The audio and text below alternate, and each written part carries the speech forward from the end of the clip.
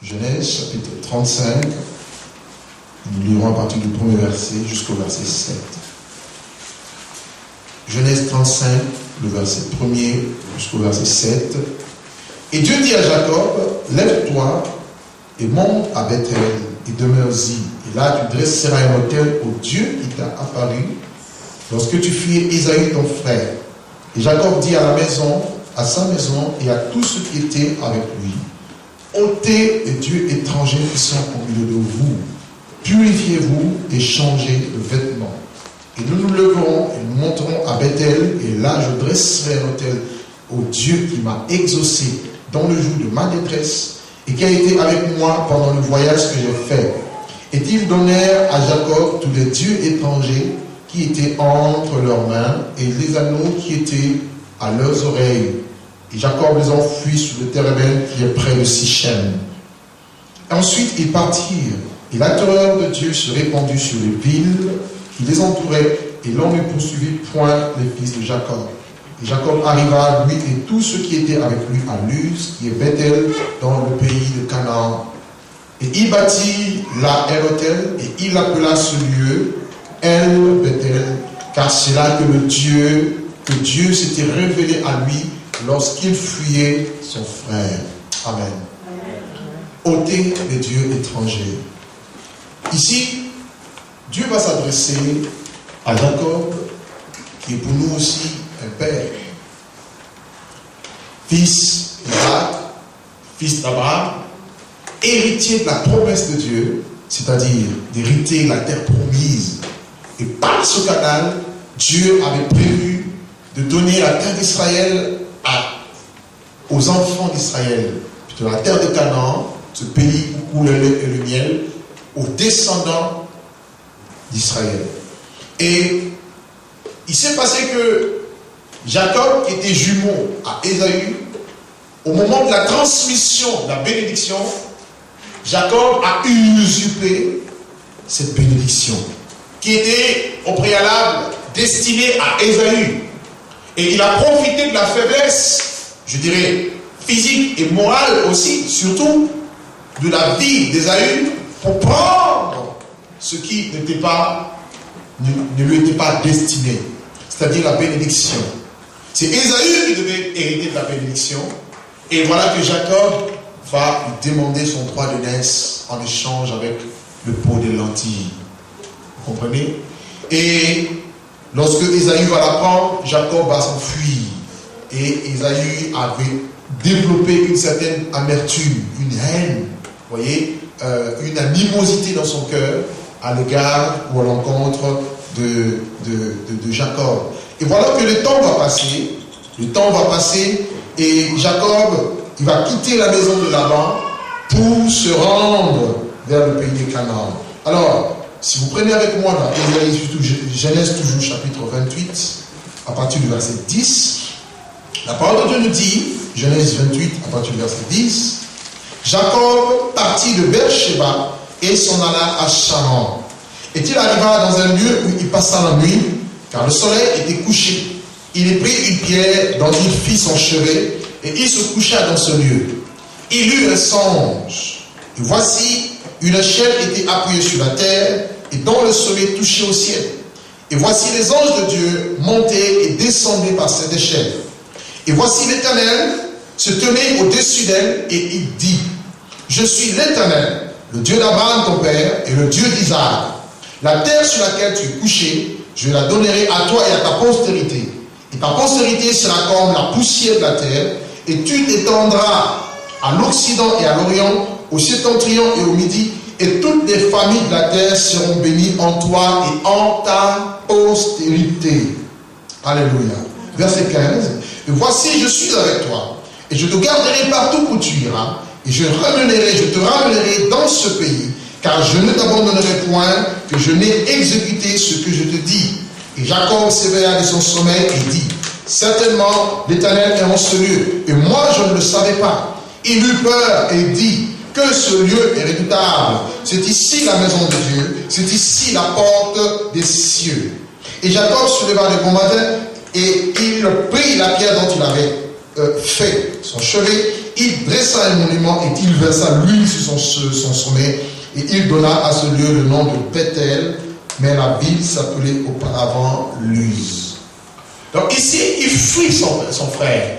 Il retourne, vers la maison de son père, en quittant justement la maison de Laban, et il va se passer que Jacob va arriver à ce lieu-là, ce lieu qu'on appelle Luz. Et Dieu va se révéler à lui. Dieu va lui donner une vision qui est, je dirais, capitale, qui est symbolique, qui concerne le Fils de Dieu et aussi la maison que le Fils de Dieu devait bâtir. Et il arrive dans ce lieu, qu'est-ce qu'il fait? Il va avoir sommeil, il va se coucher la nuit. Et il va prendre juste une pierre qu'il va utiliser pour reposer sa tête comme un chevet. Et pendant qu'il va dormir, la Bible dira que Dieu va lui donner un songe. Et n'oubliez pas que Dieu parle tantôt d'une manière, tantôt d'une autre. Job chapitre 33, le verset 14 nous dit que Dieu parle tantôt d'une manière, tantôt d'une autre. Il nous parle par des songes. Et le songe, c'est lorsque nous sommes endormis et nous avons des images, lorsque nous sommes profondément couchés. Et il parle aussi par des visions. Les visions sont en général des événements qui sont très clairs, qui apparaissent soit dans notre sommeil, soit même en état d'éveil. Et la Bible dit qu'il nous parle par des songes, qu'il nous parle par des visions. Et Dieu va parler ici à Jacob. Et Dieu va lui montrer le ciel qui était ouvert. Et il va voir une échelle qui touchait le ciel et qui était appuyée sur la terre. Et Jacob était troublé. Et il voit sur cette échelle des anges qui montaient et qui descendaient. Et Jacob va avoir peur. Et prophétiquement, la vision que Jacob avait eue parlait de Christ. L'échelle qu'il avait vue n'était rien d'autre que l'avènement du Seigneur. Christ qui est le seul médiateur entre Dieu et les hommes. Il y a un seul Dieu et un seul médiateur entre Dieu et les hommes, Jésus-Christ homme. Et c'est ce qui s'est passé. Et il a vu ensuite des anges qui montaient et qui descendaient. L'image des serviteurs, des servants de Dieu qui quittent la terre, qui montent vers le ciel pour recevoir de Dieu la fraîcheur spirituelle et redescendre à nouveau. Pourquoi? Parce qu'en général, les anges sont au ciel. Ils descendent d'abord pour exercer un ministère et ils retournent dans leur lieu d'habitation. Mais les anges que Jean voit, plutôt Jacob voit, ce sont les anges qui montent de la terre vers le ciel et ensuite du ciel vers la terre. Et regardez avec moi, regardez ce passage, allez avec moi dans le livre de Jean, au chapitre 1er. Jean chapitre 1er, il dit quelque chose de magnifique ici. Lorsque Jésus va rencontrer Nathanaël, il est dit, à partir du verset 50, Jésus lui répondit, c'est-à-dire il répondit à Nathanaël, parce que je t'ai dit que je t'ai vu sous le figuier, tu crois. Tu verras de plus grandes choses que celles-ci. Et il lui dit, en vérité, vous verrez désormais le ciel ouvert et les anges de Dieu monter et descendre au-dessus du Fils de l'homme. Vous verrez désormais le ciel ouvert. Depuis l'avènement du Seigneur, le ciel est ouvert pour nous. Amen. Alléluia. Et il dit les anges de Dieu monter et descendre au-dessus du Fils de l'homme. On ne parle plus de l'échelle. Non, on nous parle du Fils de l'homme, parce qu'il est venu lui-même, alléluia, comme ce médiateur. Donc par Christ, nous montons. C'est pour cela qu'il dit, dans Hébreux 10, que nous avons par le moyen du sang de l'agneau, une libre entrée dans le sanctuaire, par la route vivante et nouvelle qu'il a inaugurée pour nous au travers du roi de la chair. Par le canal de son Fils, le sang qui a coulé. Et ce sang qui nous donne accès dans le trône de Dieu, devant la présence du Père. Et tu es comme cet ange qui doit monter dans ta vie d'adoration, dans ta vie de prière, dans ta vie d'intercession, dans ta vie de consécration. Tu montes vers Dieu et tu redescends avec une fraîcheur. Dans Apocalypse chapitre 4, il y a une voix qui a dit à Jean, monte ici et je te ferai voir ce qui arrivera dans la suite de temps. Et il fut ravi en esprit. Dieu veut nous transporter en esprit. Dieu veut nous emmener dans des sphères nouvelles. Dieu veut nous emmener dans des dimensions que nous n'avions jamais expérimentées au préalable. Dieu veut que nous puissions atteindre un seuil tel que le diable et ses démons ne pourront jamais, je dis bien jamais, arrêter un enfant de Dieu. Et tout cela, il faut comprendre et il faut saisir la pensée de Dieu, la portée de Dieu et comprendre que Christ pour nous, c'est vraiment l'espérance de la gloire. Parce que la gloire se trouve dans le lieu de félicité au ciel. Et par la prière, nous montons. Par la prière, nous allons. Par la prière, nous nous détachons des choses de la terre. Par la prière, nous allons dans les sphères spirituelles. Dans la prière, nous volons comme des aigles. Dans la prière, nous sommes dans les hauteurs. Il dit quoi? Il rend mes pieds semblables à ceux de biche. Et il me fait marcher sur mes lieux élevés. Tu es comme cet ange. Tu es comme cet aigle qui doit monter. Et par la suite, recevoir de Dieu et descendre. C'est pour cela qu'il ne faut pas qu'il y ait de sécheresse spirituelle dans la vie d'un enfant de Dieu. Faites attention. C'est pour cela qu'il faut qu'il y ait une régénération de manière permanente. C'est pour cela qu'il faut qu'il y ait quelque chose de nouveau à chaque fois. Dieu dit, je fais toutes choses nouvelles. Amen. Dieu n'est pas un Dieu d'ancienneté. Les choses anciennes sont passées et toutes choses sont devenues nouvelles. Alléluia. Avec Dieu, nous devons expérimenter la nouveauté chaque jour qui passe. Jacob a vu cela. Et Jacob se réveille. Jacob dit non, quelque chose se passe ici en esprit. Et il y avait en réalité quelque chose. Vous imaginez le ciel ouvert et les chefs qui touchent au ciel, posés sur la terre. Il dit non, ce lieu est redoutable. Et qu'est-ce que Daniel fait, plutôt Jacob fait? Jacob bâtit ce lieu-là, Bethel. Beth qui signifie maison, elle qui signifie Dieu, la maison de Dieu.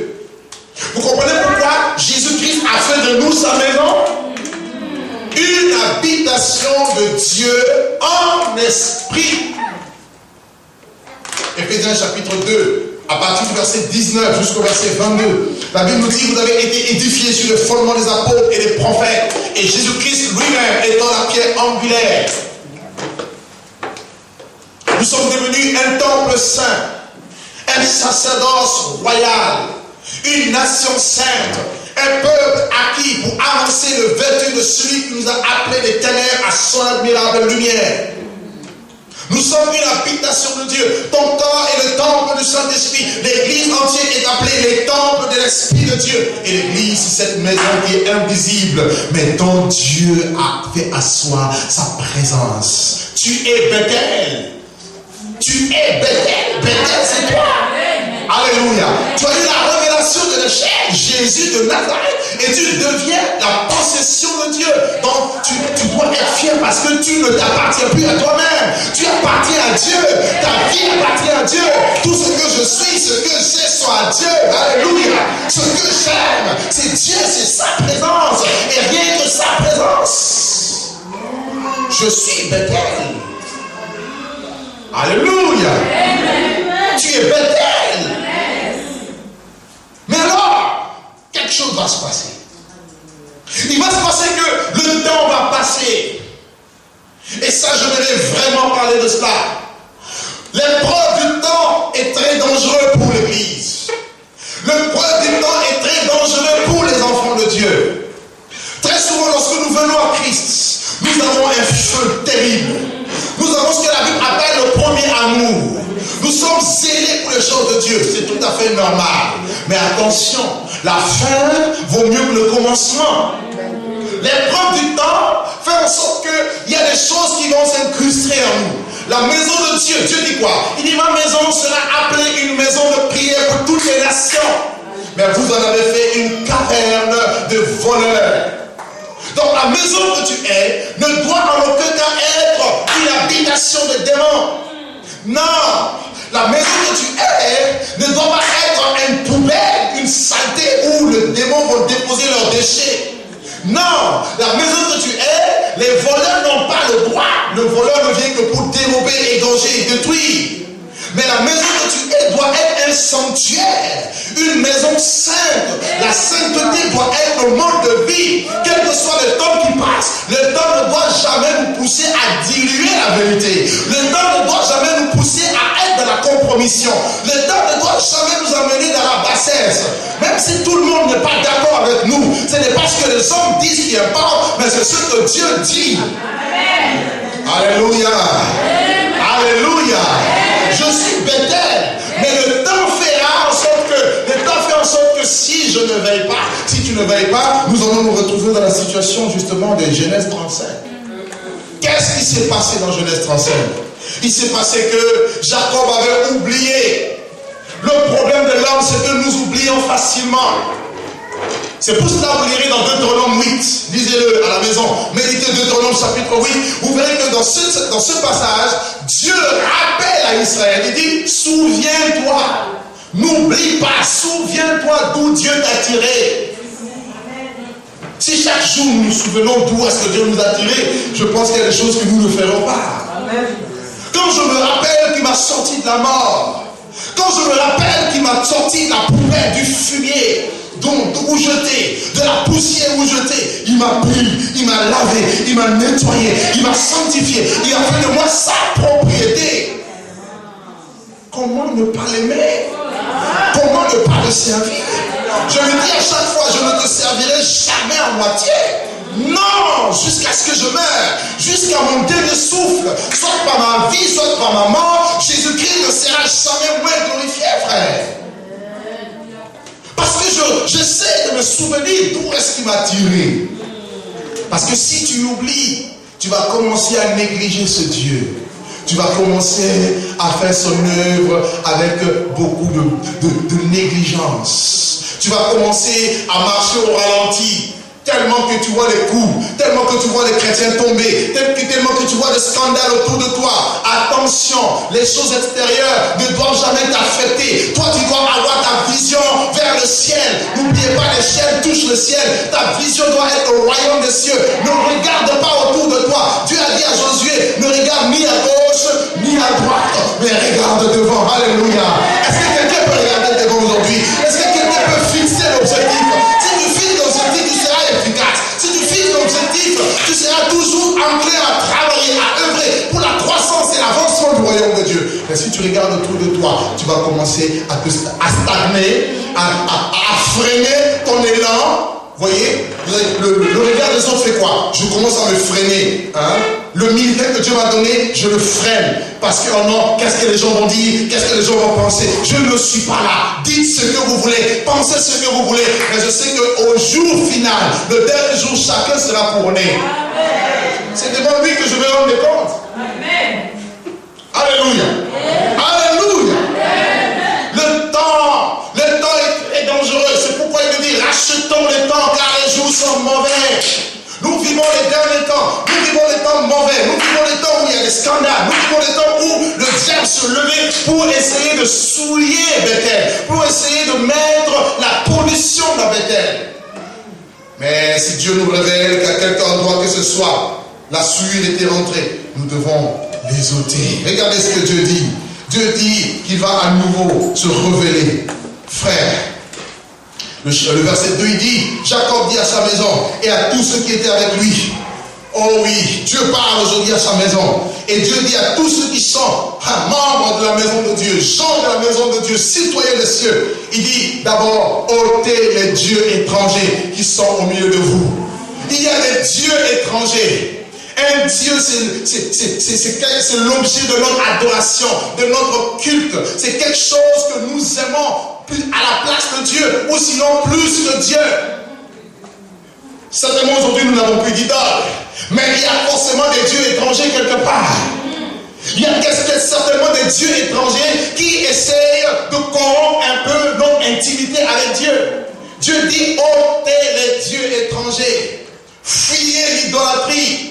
L'idolâtrie est très dangereuse. Très dangereuse. Pourquoi? Parce que ceci empêche la main de Dieu d'agir.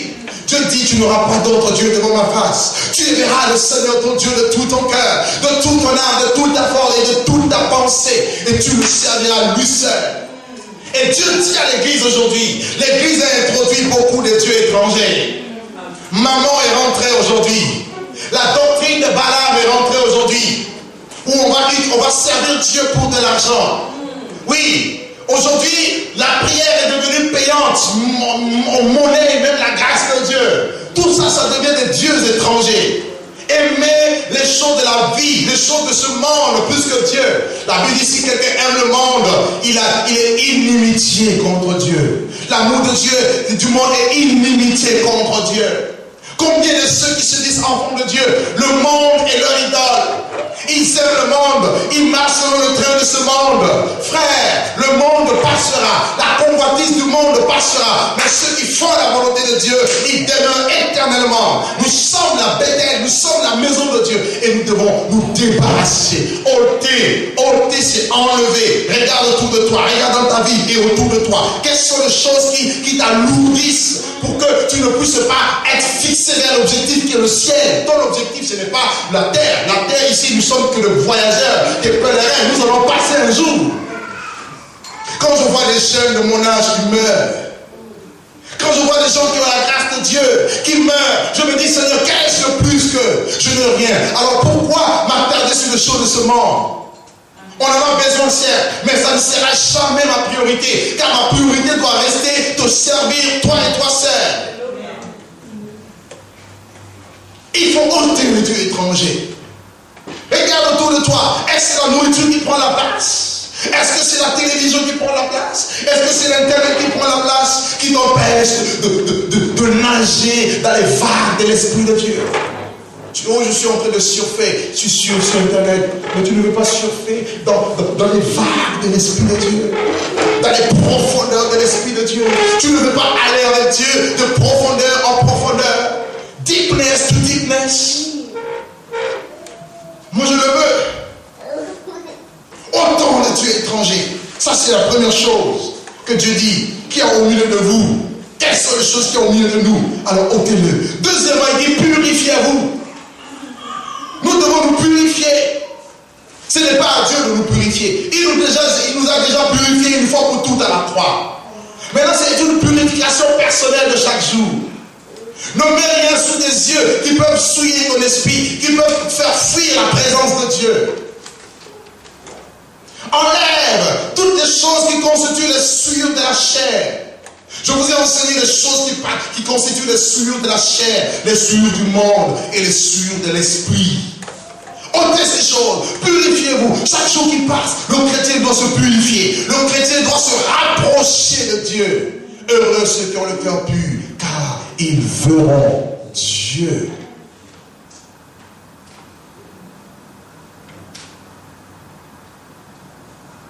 La purification exige un prix à payer. La consécration, ce n'est pas du tout de la complaisance. Il faut payer un prix. Dieu te demandera certainement de faire des choses qu'il ne demandera pas à tout le monde. Accepte-le comme ça. La purification. Et troisièmement, il dit, changer de vêtements. Changer de vêtements. Oh, il est question ici de vêtements spirituels et non de vêtements que vous avez. Car les vêtements dans la Bible représentent la justice. Vous lirez Ésaïe chapitre 64. Ésaïe 64, on nous parle, le verset 4 à 5, on nous parle du vêtement qui est souillé. Or, nous sommes tous comme des impurs et nos vêtements sont comme souillés, comme un vêtement souillé. Avons-nous des vêtements souillés ou avons-nous des vêtements purs? Quand tout le temps que des vêtements soient blancs et que l'huile ne manque au point sur ta tête, nous dit Ecclésiaste.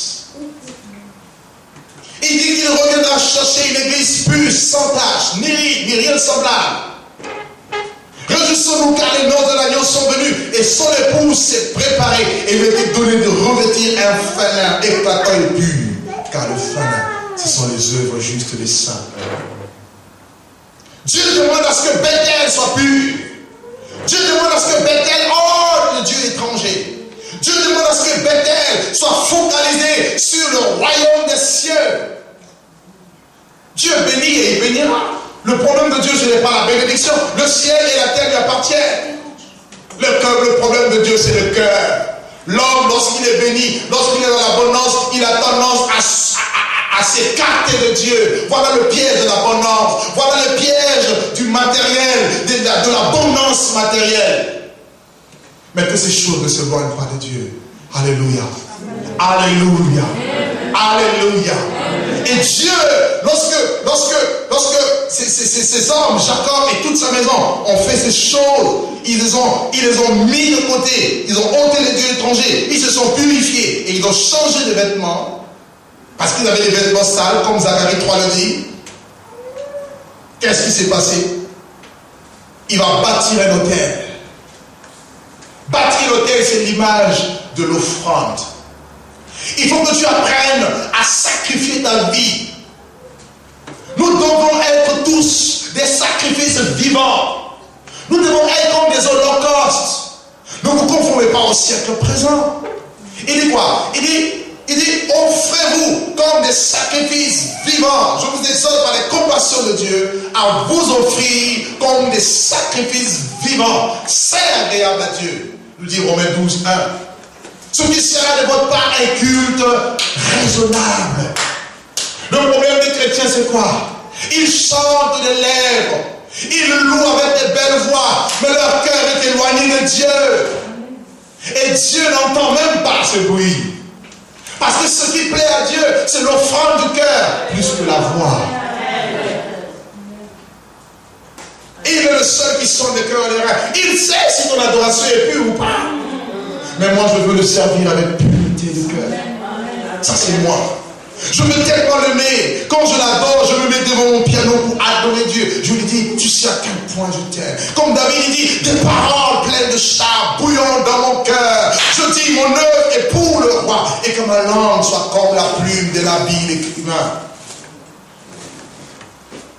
Et Dieu prend plaisir à voir l'adoration qui monte de sa maison, telle la fumée qui monte devant son trône, et il sent d'une odeur agréable. Il dit, voici, mes enfants sont en train de m'adorer. Il n'y a rien que Dieu n'aime, que Dieu aime, si ce n'est l'adoration. Tu dois l'adorer avec ton cœur, tu dois l'adorer avec ta vie, tu dois l'adorer avec ton argent. Ce que tu as le plus précieux, donne-toi toi-même à Dieu. Il n'y a rien que Dieu aime, si ce n'est l'adoration, si ce n'est l'offrande de nos vies. Bâtissons des hôtels. Soyons des hommes et des femmes qui bâtissent des hôtels pour Dieu. Faisons des choses pour que le royaume de Dieu avance, pour que le nom de Dieu soit glorifié.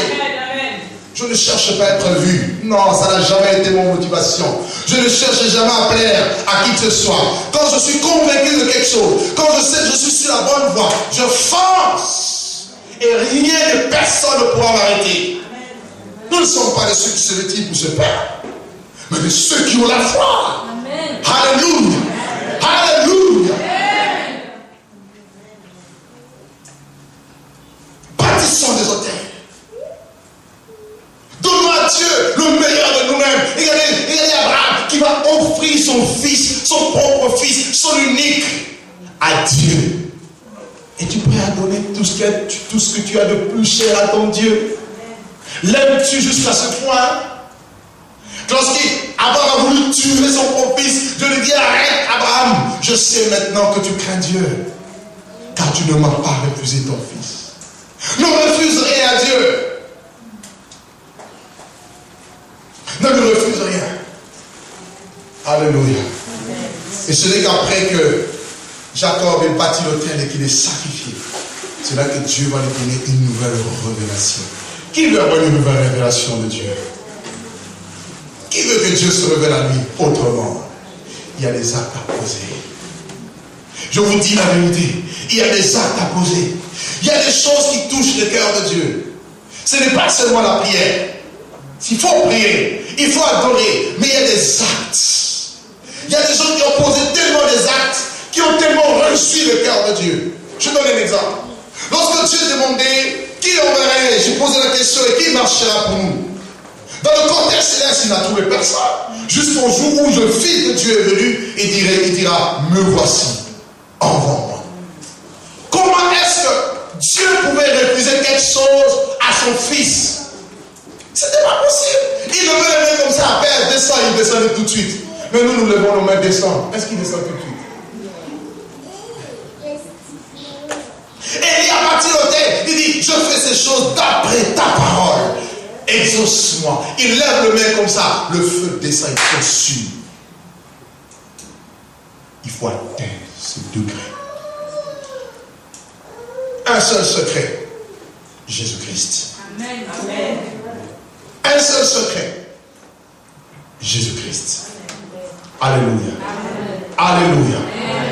Et je crois et je prophétise que dans cette œuvre, il y aura des hommes et des femmes qui seront comme Jacob, des bâtisseurs des hôtels, des hommes et des femmes qui vont rentrer dans de nouvelles dimensions, sphères avec Dieu, qui vont remporter les grandes victoires sur le plan spirituel. Des hommes et des femmes, quand Dieu depuis le ciel dira, j'agrée ta louange, j'agrée ta prière. Il n'y a pas un meilleur témoignage que celui-là, que lorsque Dieu dit, que Dieu dise de toi, voici celui-ci, celle-ci est mon fils bien-aimé, ma fille bien-aimée, en qui je mets toute mon affection. Dieu veut déposer son affection, Dieu veut compter sur l'église, et quand Dieu voit l'église a des dieux étrangers, l'église est sale, l'église n'est pas pure, l'église ne se purifie pas, l'église a des vêtements sales, et Dieu dit, je veux te revêtir de vêtements de fête, afin que tu deviennes un bâtisseur et des bâtisseuses des hôtels de Dieu. Amen. Amen. Et quand Dieu regardera, il sera glorifié. Et je dis à Dieu, tous les jours, je dis, permets que par ma vie, par mon ministère, qui est ton ministère en moi, je dirais, que j'aboutisse à une seule chose. À deux choses sinon. Mais la première chose qui m'importe, c'est d'abord glorifier Dieu. Amen. Et deuxièmement, que les âmes soient gagnées. Amen. Alléluia. Amen. Alléluia. Amen. Oh Seigneur, aide-nous ce soir. Aide chacun de nous, mon Dieu, à réaliser la profondeur, la largeur et la hauteur de cette parole.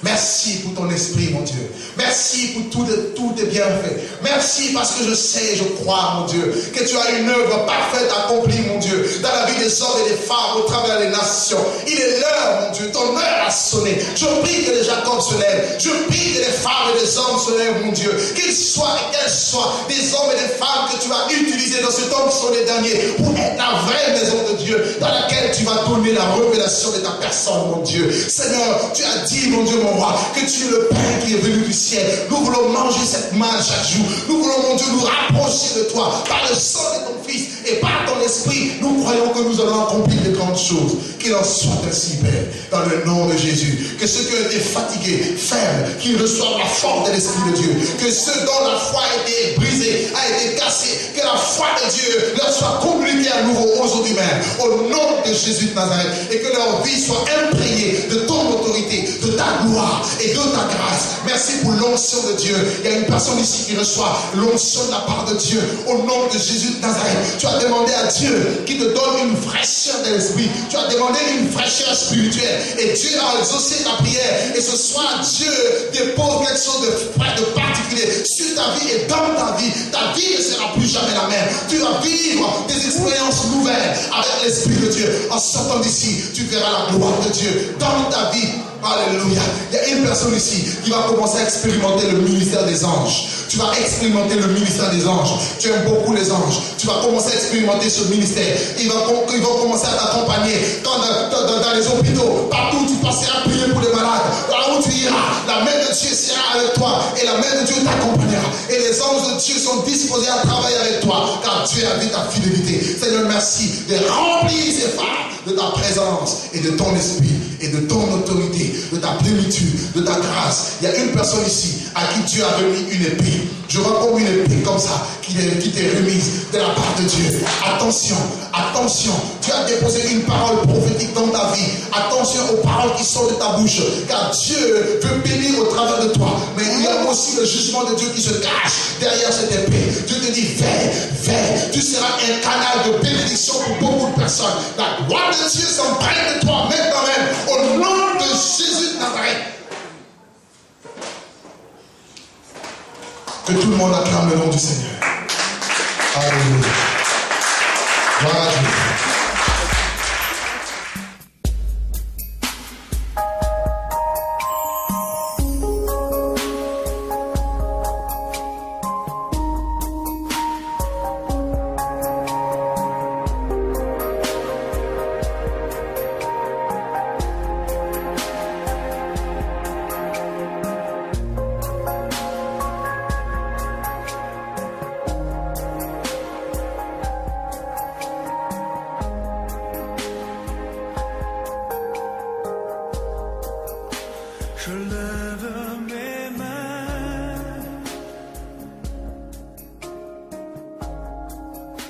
去这